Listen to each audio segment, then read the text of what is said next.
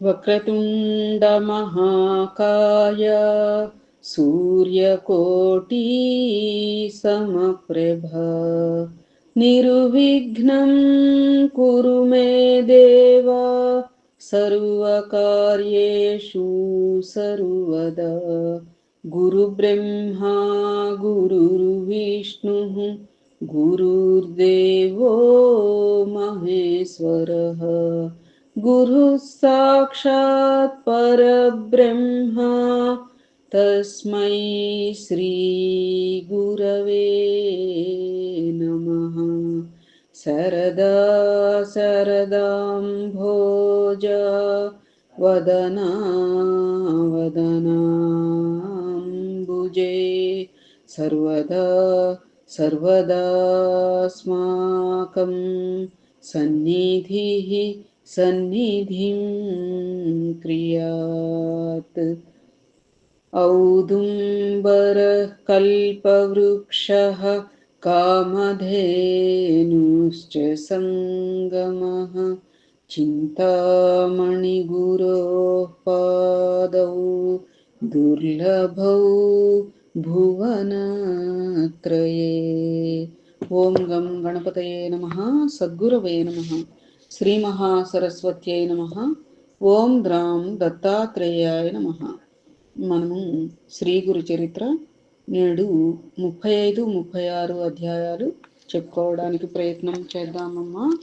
గత అధ్యాయాల పరంగా మనం ఆ యొక్క భస్మ మహిమ, రుద్రాక్ష మహిమ, అంతేకాక ఈ రుద్రాభిషేకం అంటే శ్రీ గురుల వారికి ఎందుకు ప్రీతి అనేటువంటి అంశం అంతవరకు మనం చెప్పుకున్నాం. ఏమ్మా, తదుపరి నాడు కొనసాగించుకోవడానికి ప్రయత్నం చేద్దాము.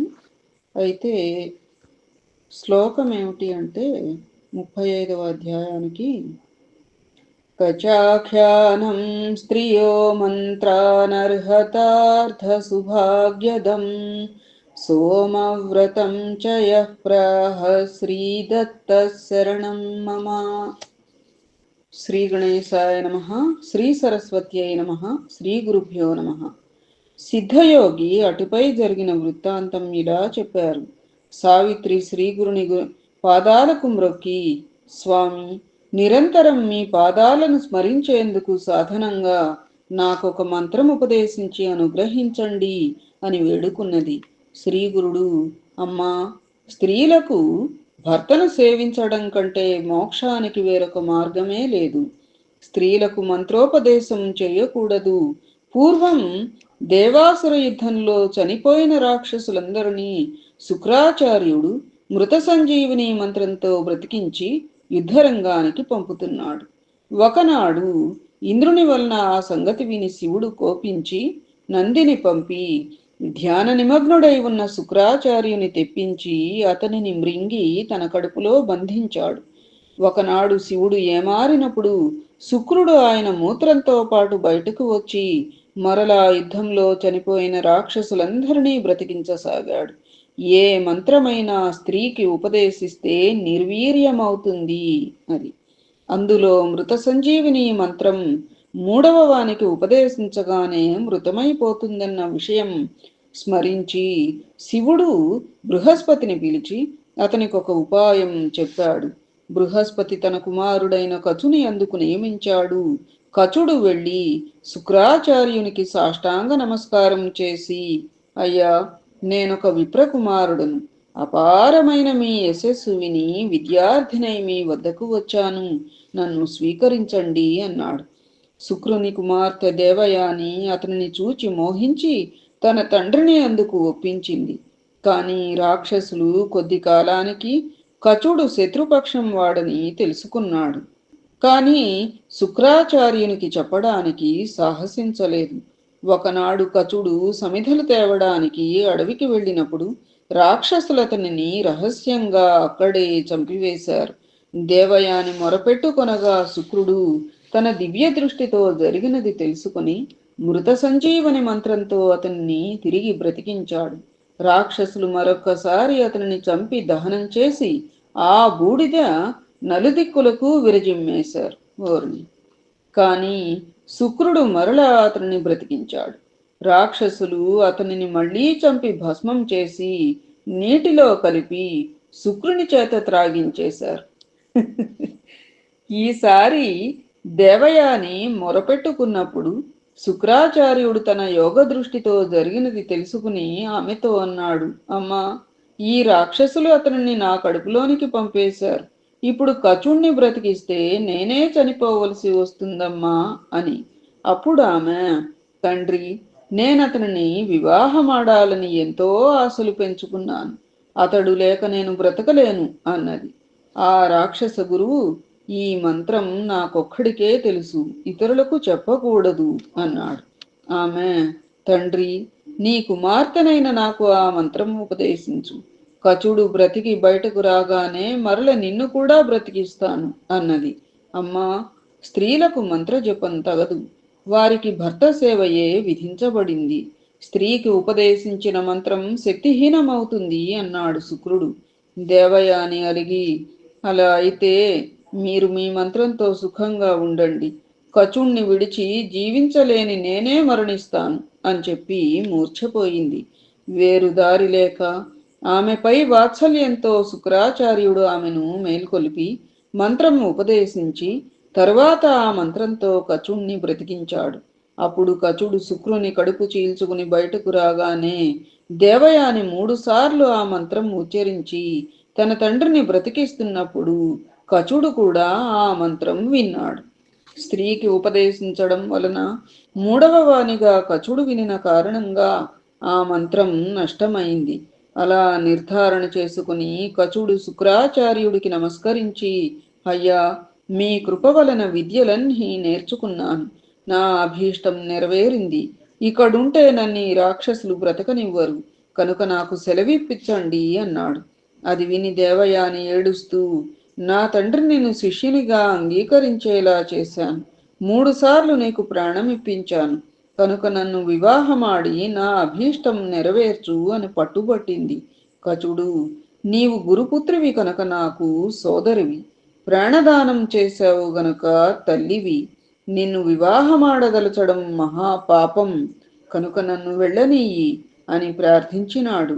కాని ఆమె కామవశయ్యై, కృతజ్ఞుడా, నా సహాయంతో నీవు నేర్చిన విద్యలన్నీ మర్చిపోవుగాక అని శపించింది. కచుడు ఆమెను అసహ్యించుకొని తనను అనవసరంగా శపించినందుకు ప్రతిశాపమిచ్చి వెళ్ళిపోయాడు. నాటి నుండి యుద్ధంలో దేవతల చేత చంపబడిన రాక్షసులు తిరిగి బ్రతకలేదు. అది తెలిసిన వారెవరూ స్త్రీకి మంత్రోపదేశం చేయరు. కనుక సావిత్రి, నీకేదైనా వ్రతం చెబుతాను, చేసుకో అన్నారు. సావిత్రి స్వామికి నమస్కరించి, స్వామి, మీ పాదసేవకు మించిన వ్రతమేమున్నది? అయినప్పటికీ మీ ఆదేశమే నాకు వేదవాకు. మీకు నచ్చిన వ్రతం సెలవీయండి అన్నది. శ్రీగురుడు ఇలా చెప్పారు, అందరూ ఆచరించుకోవడానికి అనువైనది, ఉత్తమమైనది సోమవార వ్రతం. దానిని వెనుక సూత మహర్షి సౌనకాది మునులకు ఉపదేశించాడు. సోమవారం నాడు రాత్రి మాత్రమే భోజనం చేస్తూ ఇంద్రియ నిగ్రహంతో ఉండాలి. ఈ వ్రత మహిమ తెలిపే ఇతిహాస్యం ఒకటి చెబుతాను, వినుము. ఆర్యావర్తంలో చిత్రవర్మ అనే రాజు తన ప్రజలనెంతో ధర్మంగా పాలిస్తూ ఉండేవాడు. అతడు సంతానం కోసం శివుని పూజించగా ఆయన వరం వలన ఒక కుమార్తె జన్మించింది. ఆమెకు సీమంతిని అని పేరు పెట్టుకున్నారు. దైవజ్ఞులు ఆమె జాతకం చూచి చిరకాలం సుమంగళిగా సుఖంగా జీవించగలదని చెప్పారు. కానీ కొంతకాలానికి ఒక జ్యోతిష్కుడు ఆమె చెయ్యి చూచి ఆమె 14వ ఏట భర్త మరణిస్తాడని చెప్పాడు. ఆమె వివాహం ప్రసక్తి వచ్చినప్పుడల్లా తల్లిదండ్రులు పడుతున్న మనోవేదన గుర్తించి సీమంతిని ఒకనాడు యాజ్ఞవల్క్య మహర్షి భార్య మహాపతివ్రత అయిన మైత్రేయిని దర్శించి నమస్కరించి తన దురదృష్టానికి నివారణ తెలపమని ప్రార్థించింది. అప్పుడు మైత్రేయి, అమ్మాయి, ప్రతి సోమవారము భక్తితో శివపార్వతులను పూజించు. అభిషేకం వలన పాపం నశిస్తుంది. పీఠాన్ని అర్పించినందువలన సామ్రాజ్యం, గంధ పుష్పాక్షతలు సమర్పించినందువలన సౌభాగ్యం, ధూపమర్పించడం వలన సౌగంధ్యం, దీపదానం వలన కాంతిమత్వం, నైవేద్యం వలన సకల భోగాలు, తాంబూల సమర్పణ వలన 4 పురుషార్థాలు చేకూరుతాయి. జపం వలన అష్టైశ్వర్యాలు, హోమం చేసినందువలన సిరి సంపదలు, స్తోత్రం వలన బహుముఖమైన సమృద్ధి, విప్రులకు భోజనం పెట్టడం వలన సర్వదేవతా సంతృప్తి కలుగుతాయి. కనుక ఆ రీతిన ఈ వ్రతం ఆచరించు అని చెప్పింది. సీమంతిని ఆమెకు నమస్కరించి ఇంటికి వచ్చి ఎంతో శ్రద్ధతో ఆ వ్రతం ఆచరించింది. ఆమెకు యుక్త వయస్సు రాగానే ఇంద్రసేన మహీపాలుడి కుమారుడైన చంద్రాంగదుడికిచ్చి వివాహం చేశారు. ఆ దంపతులు ఎంతో అన్యోన్యంగా జీవిస్తూ ఉండగా ఒకరోజు ఆ రాజకుమారుడు జలక్రీడకని వెళ్ళి ప్రమాదవశాత్తు కాళింది నదిలో మునిగిపోయాడు. ఎందరు ఈతగాళ్లు వెతికినా దొరకలేదు. అది తెలిసి 14 సంవత్సరాలు నిండిన సీమంతిని ప్రాణత్యాగానికి సిద్ధమైనది. కాని రాజు ఆమెను వారించాడు. బంధువులందరూ నది ఒడ్డుకు చేరి దుఃఖించినారు. సీమంతిని తాను వ్రతమాచరించినా కూడా తన భర్తను రక్షించనందుకు శివపార్వతులకు మొరపెట్టుకొని సహగమనం చేయడానికి సిద్ధమైంది. అప్పుడు పురోహితులు, శవము కనిపించకుంటే సహగమనం చేయకూడదమ్మా. ఇంతకు అతను మరణించాడో లేదో ఎలా నిశ్చయించగలం? కనుక నీవు వేచి ఉండాలి అని చెప్పారు. పుత్రశోకంతో ఇంద్రసేనుడు మతిస్థిమితం కోల్పోగానే దాయాదులు అతని రాజ్యం అపహరించి ఆ రాజదంపతులను చెరసాలలో పెట్టారు. చిత్రవర్మ శాస్త్రానుసారం 1 సంవత్సరం వేచి చూచిన తరువాత తన కుమార్తెకు వైధవ్యం ఇప్పించాలని నిశ్చయించుకున్నాడు. సీమంతిని మాత్రం అంత దుఃఖంలోనూ తదేక దీక్షతో ఆ వ్రతం ఆచరిస్తూనే ఉన్నది. నీట మునిగి చనిపోయిన చంద్రాంగదుడిని నాగకన్యలు అమృతం పోసి బ్రతికించి పాతాళలోకంలో మహోజ్వలమైన పట్టణంలో మణులతో వెలిగిపోతున్న పడగలు గల తమ రాజైన తక్షకుని దగ్గరకు తీసుకుని వెళ్ళారు. అతనికి చంద్రాంగదుడు నమస్కరించాడు. తక్షకుడు అతని వృత్తాంతమెరిగి సంతోషించి సకల భోగాలు అనుభవిస్తూ తమ లోకంలోనే ఉండిపోమ్మని అతన్ని ఆహ్వానించాడు. చంద్రాంగదుడు వారి ప్రేమకు సంతసించి తన తల్లిదండ్రులు తన భార్య తన కోసం దుఃఖిస్తుంటారని, కనుక తాను వెంటనే వెళ్ళిపోవాలని చెప్పాడు.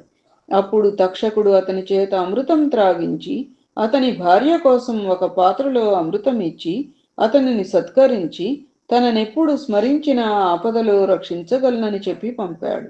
తక్షకుడు ప్రసాదించిన దివ్యాశ్వం మీద చంద్రాంగదుడు తిరిగి నది ఒడ్డుకు చేరాడు. అమృతం త్రాగటం వలన దివ్య వర్చస్సుతో వెలిగిపోతూ దివ్యాశ్వంపై నీటి నుండి పైకి వచ్చిన చంద్రాంగదుని చూచి సీమంతిని ఆశ్చర్యపోయింది. ఆ రోజు సోమవారం. సీమంతిని తన పరిచారికలతో స్నానం చేయడానికి నదికి వచ్చింది. కానీ ఆమె మెడలో ఆభరణాలు, మంగళసూత్రము, నొసట కుంకుమ కనిపించకపోయేసరికి ఆమెను నిశ్చయంగా గుర్తుపట్టలేక చంద్రాంగదుడు తక్షకుణ్ణి స్మరించి మారు రూపం ధరించి రాజకుమార్తెను విచారించి, నీ వ్రత ప్రభావం వలన 3వ నాటికి నీ భర్త తిరిగి రాగలడు అని ఆమెతో చెప్పి మొదట తన తల్లిదండ్రులను రక్షించడానికి వెళ్ళాడు. వారి రాజ్యం అపహరించిన దాయాదులకు తాను తక్షకుని వరం పొంది వచ్చిన సంగతి తెలుపుతూ రాజ్యం తిరిగి అప్పగించమని, లేకుంటే వారిని యుద్ధంలో శిక్షించగలని హెచ్చరిస్తూ చంద్రాంగదుడు కబురు చేశాడు. నదిలో పడి మరణించిన చంద్రాంగదుడు తిరిగి వచ్చాడని తెలియగానే ఆ దాయాదులు భయపడి రాజ్యం అతనికి తిరిగి అప్పగించి క్షమాపణ కోరారు. చంద్రాంగదుడు తాను నాగలోక సౌందర్యం తిలకిస్తూ తిరిగి రావడం ఆలస్యం చేసినందుకు తన వారు ఎంత దుఃఖించారో, ఎన్ని కష్టాలను అనుభవించారో తెలుసుకుని తల్లిదండ్రులకు క్షమాపణ చెప్పుకున్నాడు. తిరిగి తమ కొడుకును రాజ్యాన్ని పొందిన అతని తల్లిదండ్రులు సంతోషించి అదంతా సీమంతిని చేసిన శివారాధనకు ఫలితమేనని గుర్తించి ఆమెను తీసుకుని వచ్చి ఎంతో వైభవంగా చంద్రాంగదుడికి పట్టాభిషేకం చేశారు. శ్రీగురుడు చెప్పినది విని దత్తుడు నమస్కరించి, స్వామి, పరమ పవిత్రము శ్రేయోదాయకము అయిన మీ పాదసేవ మాకు చాలదా? త్రిమూర్తి స్వరూపులైన మీ పాదస్మరణ మాలో నిరంతరం జరిగేలా మమ్ము దీవించరాదా? వేరొక వ్రతమెందుకు అన్నాడు. శ్రీగురుడు, ఇది మా ఆజ్ఞ. ఈ వ్రతం చేస్తే గాని మీ సేవ మాకందదు. కనుక ఈ వ్రతం చేసుకోండి అని చెప్పి వారిని ఆశీర్వదించి పంపివేశారు. ఇష్టదేవతారాధన లేదా దేవతల ఆరాధన చేస్తేనే అది పరోక్షంగా సద్గురువుకి చేరుతుంది కాబట్టి అప్పుడు ఆ సద్గురువు మన ఎడల సంప్రీతులు అవుతారు కాబట్టి అందుకని అలా సూచిస్తారన్నమాట దేవతారాధన. ఇంతలో తమ పుత్రుడు ఆరోగ్యంతో సుఖంగా గురు సన్నిధిలో ఉన్నాడని తెలిసిన గోడేనాథుడు అతని భార్య వాళ్లను చూడడానికి అక్కడకు చేరుకున్నారు. వారు శ్రీగురుని దర్శించి జరిగినదంతా తెలుసుకొని 1000 మంది బ్రాహ్మణులకు సమారాధన చేసి కొడుకు కోడలను తీసుకుని స్వస్థానం చేరుకున్నారు. సావిత్రి దత్తాత్రేయులు శ్రీగురుడు చెప్పిన వ్రతమాచరించి కాలాంతరంలో పూర్ణాయువులైన కొడుకులను కన్నారు. చనిపోయిన ఒక వ్యక్తిని తిరిగి బ్రతికించి శ్రీగురుడు ఒక విధవరాలికి తిరిగి సౌభాగ్యం ప్రసాదించారన్న వార్త నలుదిక్కులా ప్రాకిపోయింది. శ్రీదత్తాయ గురవే నమః. శ్రీ శ్రీపాద శ్రీవల్లభాయ నమః. శ్రీ నృసింహ సరస్వత్యై నమః. 35వ అధ్యాయం సంపూర్ణం. తదుపరి 36వ అధ్యాయ ప్రారంభం. శ్రీ గణేశాయ నమః. శ్రీ సరస్వత్యై నమః. శ్రీ గురుభ్యో నమః. ప్రస్తావన. క్రిందటి అధ్యాయాలలో సూచించినట్టు సద్గురువు భక్తులను తన మహిమ చేత రక్షించడమే గాక అందులో భాగంగా బోధను అనుగ్రహించి ధర్మ మోక్షోన్ముఖులను చేస్తాడు. ఈ అధ్యాయాలలో బోధ ప్రధానమైన లీలలను సిద్ధుడు వివరిస్తాడు. ఒక్కొక్కప్పుడు మానవులు పరస్పర విరుద్ధమైన ధర్మాల మధ్య చిక్కుతారు. ఈ 36, 37 అధ్యాయాలలో విప్రుడు పరాన్నం స్వీకరించకపోవడం అనే ధర్మానికి, భర్త భార్యను తన రూపంగా తలచి సంతోషపెట్టాలన్న ధర్మానికి మధ్య చిక్కుతాడు. అప్పుడు వివేకి సమస్యనెలా పరిష్కరించాలో శ్రీగురుడు సూచించారు. అంతేగాక ఆహార శుద్ధవు సత్వశుద్ధి, ఆహార శుద్ధి వలన మాత్రమే సత్వశుద్ధి కలుగుతుందని శాస్త్రం. సత్వశుద్ధి లోపిస్తే యజ్ఞదాన తపఃకర్మలు వ్యర్థమవుతాయని భగవద్గీత వాక్యం. సాత్వికమైన ఆహారమేమో శ్రీగురుడు స్థూలంగా ఈ అధ్యాయాలలో బోధించారు. దీని వివరణ పూర్ణ దత్తావతారమైన షిరిడి సాయినాథుడు బోధించినది శ్రీ సాయి ప్రబోధామృతంలో చూడవచ్చు. ఆ వివరణ ఆర్షమని సదాచారమని ధృవపరిచే అంశాలను శ్రీ స్వామి సమర్థ, మాణిక్య ప్రభు మొదలైన సద్గురువుల చరిత్రల్లో చూడవచ్చు. కథారంభం. శ్లోకం ఏమిటి అంటే, బ్రాహ్మణ్యాదు స్వభావం యో నివార్యాహ్నికముత్తమం శిశంస బ్రాహ్మణాయాసౌ శ్రీదత్త శరణం మమ. నామధారకుడు సిద్ధయోగికి నమస్కరించి, స్వామి, అజ్ఞానమనే గాఢనిద్రలో మునిగి ఉన్న నాకు ఈ గురుచరిత్ర వినిపించి మేల్కొలిపారు. దయతో అటుపై వృత్తాంతము తెలిపి ఈ జ్ఞానాన్ని దృఢం చేయండి అని ప్రార్థించినాడు. సిద్ధయోగి సంతోషించి ఇలా చెప్పసాగారు.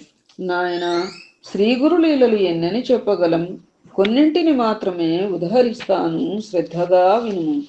గంధర్వపురంలో సత్యవంతుడైన ఒక పేద బ్రాహ్మణుడు భిక్షాన్నంతో తృప్తిగా జీవిస్తూ ఉండేవాడు. కానీ ఎవరింటికి భోజనానికి వెళ్ళేవాడు కాదు. అతడు ఎంతో నిష్ఠతో వైదిక కర్మలన్నీ ఆచరిస్తూ తనకున్న దానిలోనే అతిథులను సేవిస్తూ ఉండేవాడు. ఆ కాలంలో శ్రీగురుని మహిమ వలన అతడికి ఆకర్షింపబడి వచ్చిన భక్తులెందరో బ్రాహ్మణ సమారాధనలు చేస్తూ ఉండేవారు. ఈ పేద బ్రాహ్మణుడు మాత్రం వెళ్ళేవాడు కాదు.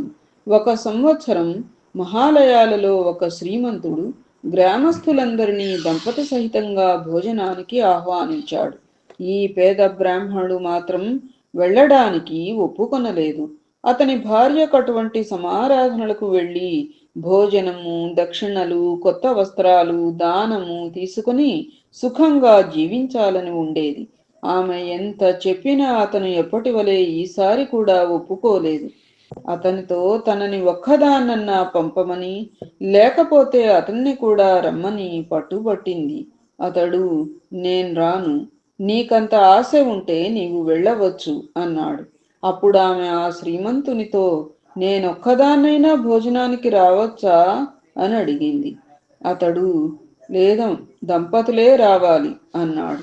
నిరాశ చెంది తన భర్తపై కోపంతో శ్రీగురుని వద్దకు వెళ్ళి తన బాధనంతా వెళ్ళబోసుకుని తన భర్త కూడా ఆ రోజు సమారాధనకు వెళ్ళేలా ఆదేశించమని కోరింది. అందుకు శ్రీ నృసింహ సరస్వతి నవ్వి ఆమె భర్తను పిలిపించి, ద్విజోత్తమ, నా మాట విని ఈ రోజుకు నీవు సమారాధనకు వెళ్ళు.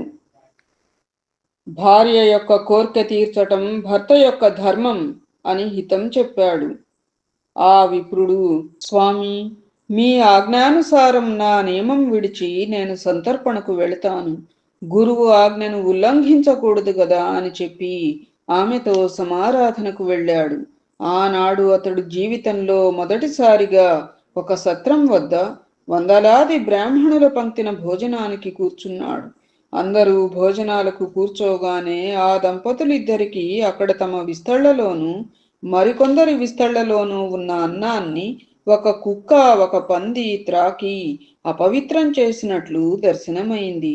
ఆమె ఆశ్చర్యపోయి పరికించి చూడగా నిజంగానే ఒక కుక్క దడిలోంచి దూరి వచ్చి అన్నపురాశిని ముట్టుకున్నది. వెంటనే ఒకరు దానిని తరిమివేసి వడ్డన కొనసాగిస్తున్నారు. అది ఆ బ్రాహ్మణి చూచి వెంటనే కోపంతో విస్తరముందు నుండి లేచి అందరితో ఆ విషయం చెప్పింది. ఆమె భర్త తల బాదుకుని, బుద్ధిలేందానా, నీ వలన ఈ రోజు నా కర్మ ఇలా కాలిందే అని చెప్పి విస్తరముందు నుండి లేచిపోయాడు. అప్పుడు ఆమెను తీసుకుని శ్రీగురుని వద్దకు వెళ్ళాడు. ఆయన ఆమె కేసి చూస్తూ, ఏమమ్మా, పరాన్న సుఖం అనుభవించావా? నీ కోరిక నెరవేరిందా అని అడిగి నవ్వారు. ఆమె సిగ్గుతో తలవంచుకుని, స్వామి, నా బుద్ధిహీనత వలన మా వారిని కూడా ఈ కుక్కకూటికి బలవంతాన తీసుకుపోయాను. నా తప్పు ఎలాగైనా మీరే సవరించాలి అని వేడుకున్నది. ఆమె భర్త ఆమెను నిందించి తన వ్రతం భంగమైనందుకు ఎంతగానో వాపోయినాడు. అప్పుడు శ్రీగురుడు అతనిని ఊరడించి ఇలా చెప్పారు, పోనీలే, ఏమైతేనేమి, నేటితో నీ భార్య మనసు కుదుటపడింది గదా, ఆమె ఇంకెన్నడూ నిన్నలా వేధించదు. ఇంత మాత్రానికే నీకు ఎట్టి దోషము రాదు, నీకు నియమభంగము కాదు. ఎప్పుడైనా దైవ పితృకార్యాలలో భోక్త లభించక ఎవరికైనా కర్మానుష్ఠానానికి ఆటంకం ఏర్పడినప్పుడు దానిని రక్షించడానికి భోక్తగా వెళ్ళినందువలన ఎట్టి దోషము ఉండదు అని చెప్పారు. అప్పుడు ఆ విప్రుడు, స్వామి, ఎలాంటి భోజనం చేయవచ్చు, ఎలాంటిది చేయకూడదో దయతో వివరించండి అని కోరాడు. శ్రీగురుడు ఇలా చెప్పారు, గురువులు, మేనమామలు, ఆచారవంతులైన వేద విధులు, అత్తమామలు, తోబుట్టువులు పెట్టిన భోజనం చేయవచ్చు. తల్లిదండ్రుల చేత సేవ చేయించుకునేవాడు, భార్యాబిడ్డలను ఏడిపించి పేరు కోసం దానాలు చేసేవాడు, పొగరుబోతు, తగాదాల కోరు, వైశ్వదేవం చేయనివాడు, డబ్బు కాసించి అపాత్రులకు మంత్రోపదేశం చేసేవాడు, క్రోధవంతుడు, భార్యను విడిచిపెట్టినవాడు, క్రూరుడు, పిసినారి, స్త్రీలోలుడు, దురాచారి, దొంగ, జూదరి, స్నానం చేయకుండానే భోజనం చేసేవాడు, భగవన్నామస్మరణ పట్ల శ్రద్ధాభక్తులు లేనివాడు, కనీసం సంధ్యావందనమైన చేయనివాడు, డబ్బు తీసుకుని డాంభికంగా జపాలు చేసేవాడు, విశ్వాసఘాతకుడు, పక్షపాతంతో అన్యాయం పలికేవారు, స్వధర్మం విడిచి పరధర్మం అవలంబించేవారు, బ్రాహ్మణులను, గురువును, సాధువులను, తన ఇంటి భోజనాన్ని నిందించేవారు, తన ఇంటి కులదేవతను విడిచినవారు, దురాశాపరులు, భగవంతునికి నివేదించకుండా భోజనం చేసేవారు, ఇలాంటి వారి భోజనం తిన్నవారు పతితులవుతారు. కూతురును అల్లుణ్ణి బాధించే వారికి మరు జన్మలో బిడ్డలు కలగరు. కేవలం అద్వైతం చెప్పి దేవపూజ చేయనివాడు,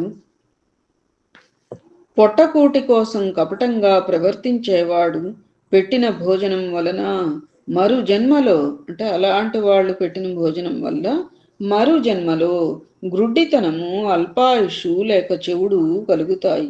నిత్యము ఇతరుల ఇంట్లో భోజనం చేసే వారి పుణ్యమంతా నశించి వారి పాపమంతా సంక్రమిస్తుంది. పూర్ణిమ అమావాస్యలలో పరుల ఇంట భోజనం చేస్తే మాసం ఆర్జించిన పుణ్యఫలం నశిస్తుంది. ఆ నెలంతా సంపాదించుకున్నటువంటి పుణ్యఫలం నశిస్తుందిట. సాటి వారికి కర్మానుష్ఠానంలో లోపం తీర్చడానికి తప్ప ఇతరుల ఇంటికి భోజనానికి వెళ్ళకూడదు. అలా చేసిన దోషం గాయత్రీ జపంతో తొలగుతుంది. సేవకుల ద్వారా ఆహ్వానం పంపిన వారి ఇంటికి కూడా వెళ్ళకూడదు. మనుమడు పుట్టేదాకా అల్లుని ఇంట్లో కూడా భుజించకూడదు. గోవు, భూమి, బంగారం మొదలైనవి దానం తీసుకోవడం కూడా అంత చెడ్డవి కాదు గాని గ్రహణ సమయంలోనూ సూతకమప్పుడు పుణ్యతీర్థాలలోనూ దానాలు తీసుకుంటే దోషం వస్తుంది. ఇటువంటి అనుచిత భోజనం చేయకుండా స్వధర్మం ఆచరించే వారికి దైన్యం ఎన్నటికీ రాదు. దేవతలు, సిద్ధులు, కామధేనువు కూడా అట్టి వారిని సేవిస్తూ ఉంటాయి. అప్పుడు ఆ విప్రుడు నమస్కరించి, స్వామి, స్వధర్మం అంటే ఎలాంటిదో కొంచెం వివరించండి అని ప్రార్థించినాడు. స్వామి ఇలా చెప్పారు, నాయనా, పూర్వం ఒకప్పుడు నైమిసారణ్యంలో పరాశర మహర్షిని మునులు ఇలా కోరారు, మునీంద్ర, స్వధర్మానుష్ఠానంలో మాకు అడుగడుగునా సందేహాలు కలుగుతున్నాయి. ఆచారము, మంత్రము గురువు నుండి తప్ప తెలుసుకోకూడదు అంటారు. కనుక దయతో మాకు వివరించండి అని.